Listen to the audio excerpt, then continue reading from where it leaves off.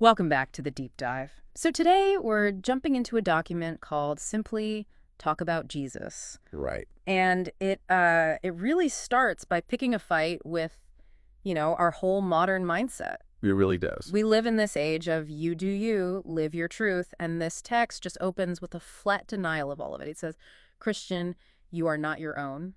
It just pulls the rug out from under you, doesn't it? Yeah. It's uh, a complete reimagining of identity. Yeah. The source is basically arguing that you're not defined by your job or your past or even your feelings.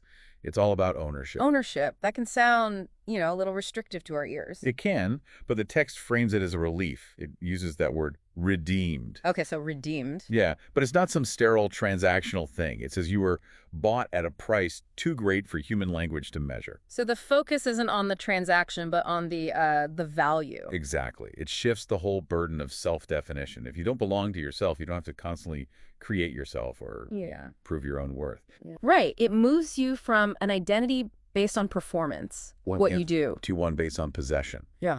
On who you belong to. And because you belong to, the text says everything that is his becomes yours. And this isn't a reaction to us being good or anything. It's described as this preemptive love. Mm-hmm. Proactive is a great word for it. There's that line that's just so powerful. The one about before you could speak his name. He had already written yours upon his heart.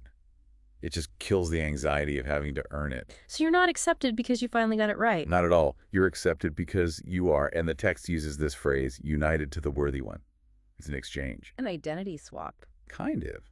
You trade your own righteousness, which the text admits falters and fades, for Christ's, which is perfect.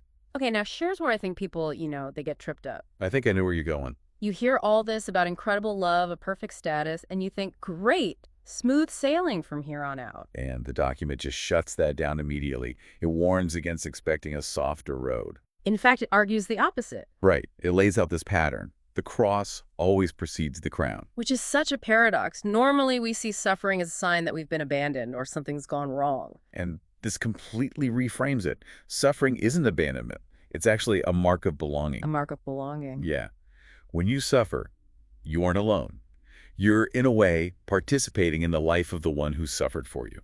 The imagery it uses there is so powerful. It doesn't say he's just watching from heaven. No, it says he walks with you still. And that the hands holding you are pierced. That changes everything about the pain. It gives it meaning. But, and this is crucial, it insists that pain is not the end of the story. Which is where the resurrection comes in. It's not just a historical fact in this text. No, it's the solution. It's the guarantee. The logic is so clear.